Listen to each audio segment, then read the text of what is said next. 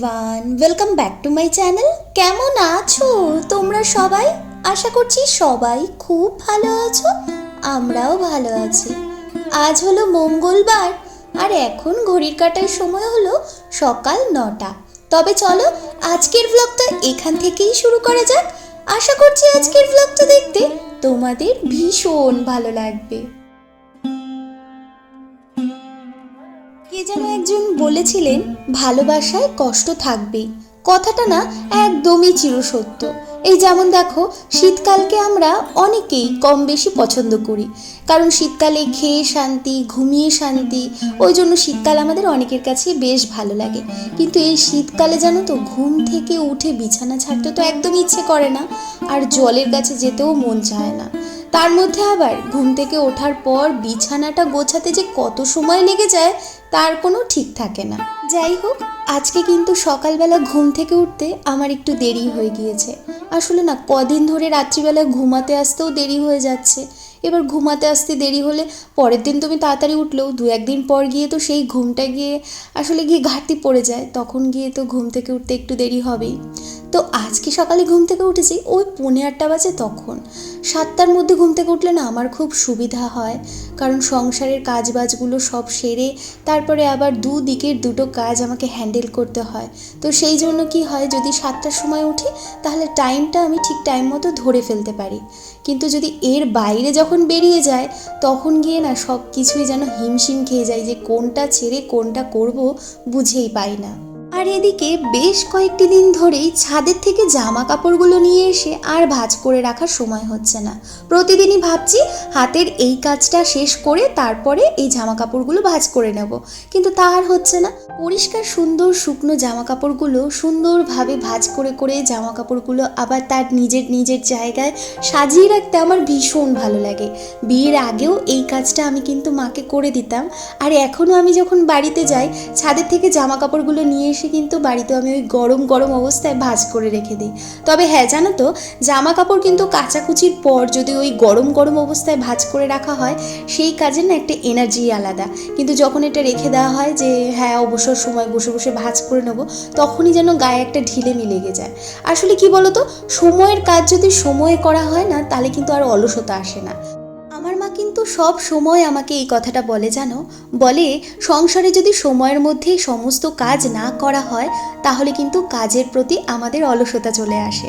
এই যেমন আমাকেই দেখো, যে মানুষটা আমি জামা কাপড় ভাঁজ করতে ভীষণই পছন্দ করি কিন্তু ওই ব্যস্ততার জন্য পারছিলাম না, তার এই যে হাতের মধ্যে কতগুলো জামা কাপড় জমে গেল। আর আজকে না কই মাছ রান্না করব। এটা কোন মাছটা বলো তো? ওই যে বাড়িতে গিয়েছিলাম আমার শাশুড়ি মা অনেকগুলো মাছ ভেজে দিয়েছিল না, সেই মাছগুলো এনে জানো তো ফ্রিজে অমনিভাবেই রাখা ছিল।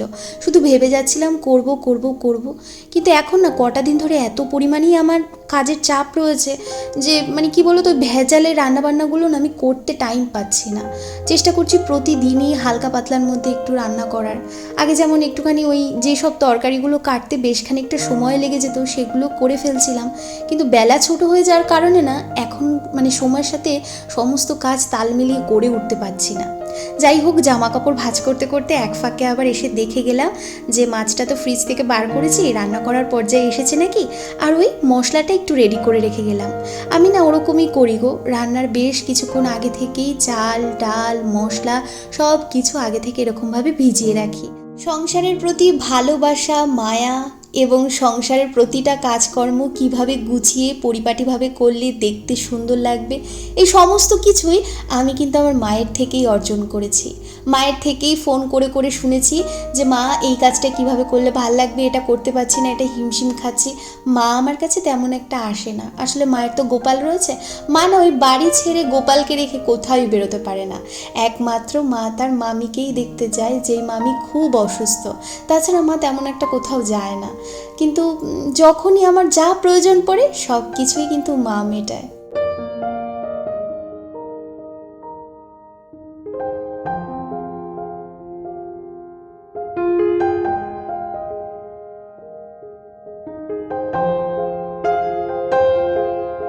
আজকে না সকালবেলা সেই বাড়ি থেকে যে খুদের চালের ছাতু নিয়ে এসেছিলাম, ওই ছাতু মাখা করেছিলাম।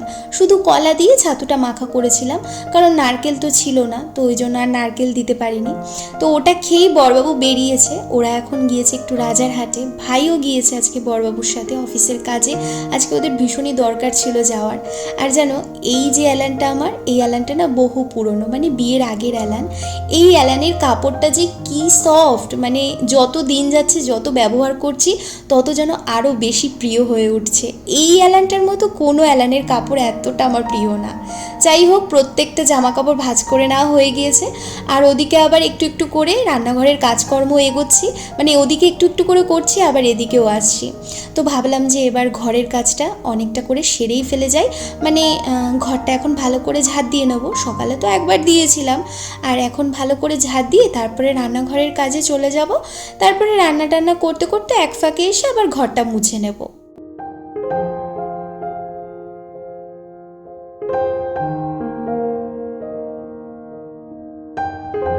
দিনের মধ্যে মোট 3বার আমি ঘর ঝাড় দেবই।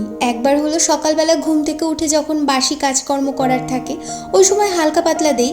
তবে হ্যাঁ, ঠাকুর ঘর অর্থাৎ যেটাতে এখন বড়বাবুর অফিস ঘর রয়েছে, ওই ঘরটা না সকালবেলা ঘুম থেকে উঠে একবারই ভালো করে ঝেড়ে দেই আমি। শুধু ওই রান্না বসিয়ে যখন ঘরটা মুছি তখন গিয়ে আর একবার মুছি, আর সন্ধ্যা দেওয়ার আগে যখন সব ঘরগুলো ঝাড় দিই তখন দিই। কিন্তু অফিস ঘরটা বাদ দিয়ে বাদবাকি আমার যে দুটো ঘর রয়েছে, অর্থাৎ আমার বেডরুম আর এই ডাইনিং প্যাসেজটা, এই দুটো ঘর কী করি, ওই সকালবেলা যখন তোমার বিছানা টিছানা গুছিয়ে তারপরে হালকা পাতলা ধরো যদি ধুলোবালির কোনো ঝাড়াঝাড়ি থাকে সেগুলো করে, মানে প্রতিদিন ওই বিছানা তোলার পর ওই সময় এই দুটো ঘর ভালো করে ঝাড় দিয়ে নিই। না হলে না আমার শুধু মনে হয় পায়ের তলায় কিচকিচ করে। আগে তো জানো বড়বাবুর অফিস ঘরটাও আমি ভালো করে ঝেড়ে দিতাম, মানে ওই সময়টায়। কিন্তু তারপরে উনি বললেন যে ওনার কাজের ভীষণ অসুবিধা হয়। আসলে কি বলো তো, ওর যেহেতু যে কোনো সময় মিটিং থাকে, তারপর প্রচুর ক্লায়েন্টের ফোন অ্যাটেন্ড করার থাকে, তো সেক্ষেত্রে হয় কি বারবার গেলে ওর কাজের প্রতি ভীষণই অ্যাটেনশন নষ্ট হয়, আর ও পছন্দ করে না। তো ওই জন্য ওর ঘরটা এখন দুবারই ঝাড় দিই, আর বাদবাকি যে ঘরগুলো রয়েছে সেগুলো ওই 3বার করেই দিই। যাই হোক, তারপরে এই যে কালকে রাত্রিবেলা না বাজার থেকে একটু আলু নিয়ে আসা হয়েছিল, তো সেই আলুগুলো এখন কি করছি, জায়গা মতো সুন্দর করে সাজিয়ে দিচ্ছি। কোনো কিছুই জানো তো, ওই চোখের সামনে যদি দেখি না যে এই কাজটা পড়ে রয়েছে, আমি যেন বসে থাকতে পারি না। মানে আমার কেমন একটা যেন হয়, যতক্ষণ পর্যন্ত কাজটা ঠিকঠাকভাবে পরিপাটিভাবে না শেষ হবে। তবে এর পরেও সারাদিন এত কাজ করার পরেও যখন গিয়ে দেখি না দিন শেষে গিয়ে কোনো একটা কাজ হয়নি, তখন যে কী পরিমাণে আমার মাথাটা গরম হয়ে যায়।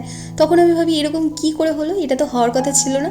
যা চোখের সামনে পড়ে থাকে একটার পর একটা নিঃশ্বাস তুলতে পারি না জানো, মানে নিঃশ্বাস নেওয়ার টাইম পাই না। কিন্তু অনবরত আমি কিন্তু কাজ করে যাই সংসারে। তারপরে যদি বলো যে এই কাজটা শেষ হয়নি, ওই কাজটা ঠিকঠাকভাবে হয়নি, এগুলো হয়, তখন মাথা গরম হয় না। এদিকে এখন ফ্রিজ থেকে সবজি নিতে হবে, মানে আজকে দুপুরে যা রান্না করব। অনেকগুলো দিন ধরেই না পেঁয়াজ কলিটা পড়ে রয়েছে, কিন্তু করা হচ্ছে না। দেখি খুব তাড়াতাড়ি করে ফেলতে হবে। তবে আজকে না উচ্ছে ভাজা খাবো, অনেকগুলো দিন ধরে উচ্ছে ভাজা খেতে মন চাইছে। উচ্ছে ছিল ফ্রিজে, তো ওই জন্য কী করলাম, উচ্ছেটাই কেটে রেখে আসলাম। যা যা রান্না করব সেগুলো সব কেটে টেটে ঠিক করে রেখে আসলাম। কই মাছটা করব তোমাদেরকে তো বললামই। আর তারপর কালকে না একটু সোয়াবিনের তরকারিও রয়েছে, রাত্রিবেলা করেছিলাম রুটির তরকারি সেটা। আর তাছাড়া আজকে করব উচ্ছে দিয়ে আলু দিয়ে ভাজা। ব্যাস এই দিয়ে খুব ভালোভাবেই হয়ে যাবে আমাদের। শীতকালে স্নান করে এসে যদি ছাদে একবার ওঠা হয়, আর নিচে যেতে মনই চায় না। তখন মনে হয় যে আরও কিছুক্ষণ থেকে যাই, রান্না বান্না পরে করা যাবে, কিন্তু তা করলে তো হবে না, রান্না বান্না তো করতেই হবে। যদিও কি বলো তো, আজকে অতটা তাড়াহুড়ো নেই, কারণ বড়বাবুর আসতে একটু দেরিই হবে। কিন্তু তবুও তাড়াতাড়ি করে রান্নাটা কমপ্লিট করতে হবে, রান্নাবান্না করে আবার তোমাদের জন্য ভিডিও তৈরি করতে বসতে হবে। তো এখন তো একটু তাড়াতাড়ি করে ভিডিও দিচ্ছি, আগে যেমন রাত্রিবেলা করে দিচ্ছিলাম না, এখন একটুখানি ওই বিকেল বিকেল দুপুরের মধ্যে ভিডিও দিয়ে দিচ্ছি। তো যাই হোক, আরও তাড়াতাড়ি নিয়ে আসার চেষ্টা করতে হবে। আর হ্যাঁ, তোমাদেরকে আরেকটা কথা বলার, আমার ভিডিওগুলো তোমাদের কেমন লাগছে সেটা কিন্তু অবশ্যই কমেন্ট করে জানাবে। আর প্রত্যেক দিন ভিডিও দেখার সাথে সাথে একটা করে লাইক করে দিও, কারণ তোমাদের করা ওই লাইকটা কিন্তু আমার কাজের অনেক বেশি উৎসাহ যোগায়। আর হ্যাঁ, যারা এখনও পর্যন্ত আমার চ্যানেলটিকে সাবস্ক্রাইব করনি তাদের কাছে বিশেষ অনুরোধ করছি, চ্যানেলটিকে সাবস্ক্রাইব করে নিও। আর একটুখানি দাঁড়াই, একটু পিঠে একটু রোদটা লাগাই। আর কেন জানি না কী হচ্ছে, ঘাড়ে ভীষণ যন্ত্রণা করছে আমার, হয়তো রাত্রিবেলা শোয়াটা ঠিকঠাক হয়নি। বালিশটা রোদে দিলে ভালো হতো, ভেবেছিলাম বালিশটা রোদে দেবো, কিন্তু আর হলো না। বেশ কয়েকটি দিন থেকেই এই শীতটা একটু বেশি করে পড়েছে পর থেকেই বলতে পারো। মানে সকালবেলা সংসারের সমস্ত কাজকর্ম সেরে তারপরে ওই সকালে জলখাবারটা খেয়ে সবজিটা আগে কেটে রেখে চলে যাচ্ছি স্নানে। স্নান করে না অন্ততপক্ষে 10 থেকে 15 মিনিট টাইম একদম নিজের হাতে রেখে দিচ্ছি, যে টাইমটা একদমই আমারই একটুখানি হলেও রোদটা পিঠে লাগাবো। না হলে না ওই স্নান করে উঠে না সেই রান্না করার যে একটা এনার্জি, সেটা যেন আমি কোনোভাবেই পাচ্ছি না। আর এই জলের কাছে গেলে যে কি কষ্ট হয় শীতকালে, এই শীতকালে জল ছাড়া বাদবাকি সব কিছু আমার ভালো লাগে, কিন্তু এই জলের কাজটাই আমার ভীষণ কষ্ট হয় গো। যার কারণে জানো সকালবেলা বাসনটাও পর্যন্ত আমি মাজি না, মানে রাত্রিবেলা খাওয়া দাওয়ার পর কষ্ট হয়, কিন্তু তার সত্ত্বেও আমি রাত্রিবেলায় মেজে রাখি। ওই ট্যাঙ্কির জলে বাসন মাজতে যে কতখানি কষ্ট হয় তা একমাত্র শুধু আমরা বাড়ির গৃহিণীরাই জানি, বলো।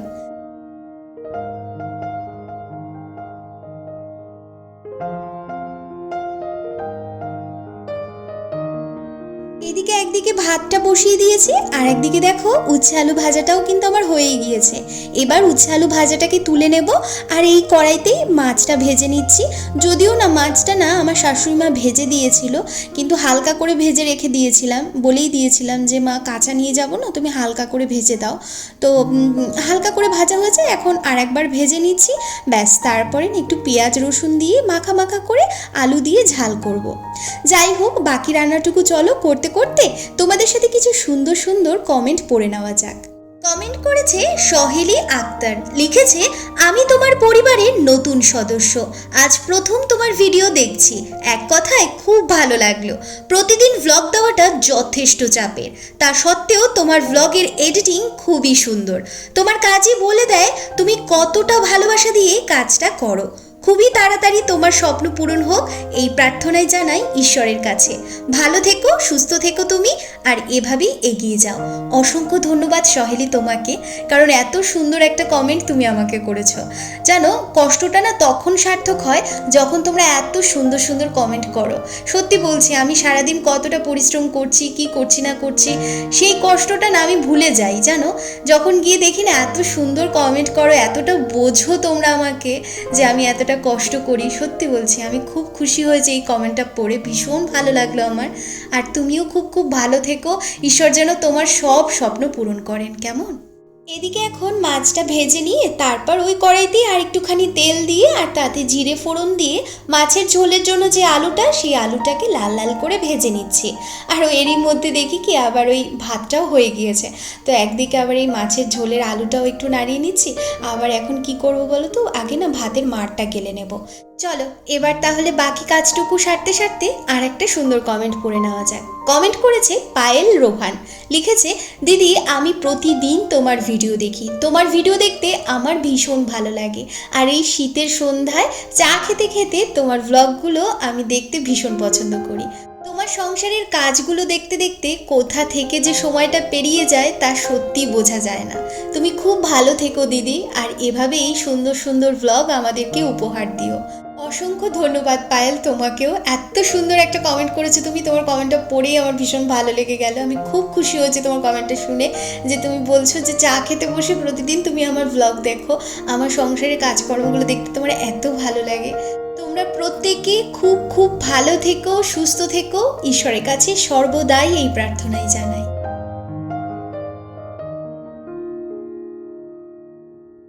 খুব ভালো করে মাছের মশলাটা কষিয়ে তাতে জল দিয়ে দিয়েছি পরিমাণ মতো, আর দেখো ঝোলটা কিন্তু একদমই রেডি হয়ে গিয়েছে।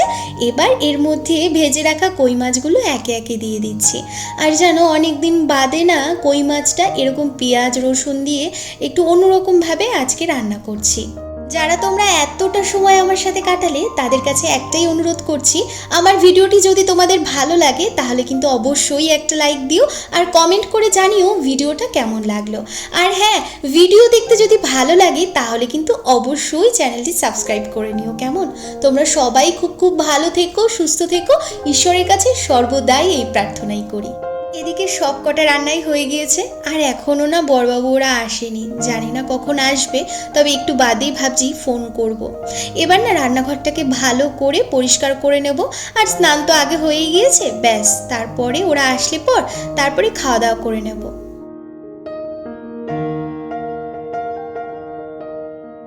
রান্নাবান্না সেরে আমি না বেশ খানিকক্ষণ সময় নিয়ে এডিট করছিলাম, কারণ তোমাদের জন্য ভিডিও তৈরি করার ছিল। অবশেষে তারপরে বড়বাবু আর ভাই চলে এসেছে, ব্যাস তারপরে এখন খাওয়া দাওয়া করতে বসে পড়েছি। আর এই দেখো উচ্ছে আলু ভাজা রয়েছে, আর কালকে না একটুখানি সোয়াবিন আলুর তরকারি রয়েছে, আরও একটু তরকারি ছিল জানো। বড়বাবু আবার সকালবেলা বেরোনোর আগে মুড়ি দিয়ে সোয়াবিন আলুর তরকারি দিয়ে খেয়েছিল। আর এই যে এইটা হলো ফাইনালি কই মাছটার লুক, কেমন হয়েছে জানিও তো কমেন্ট করে। তবে চলো আজকের মতো তোমাদেরকে এখানেই বিদায় জানাচ্ছি। তোমরা সবাই খুব খুব ভালো থেকো, সুস্থ থেকো। তোমাদের সকলের সাথে দেখা হচ্ছে পরবর্তী ভিডিও। ততক্ষণের জন্য তোমাদের সবাইকে টাটা।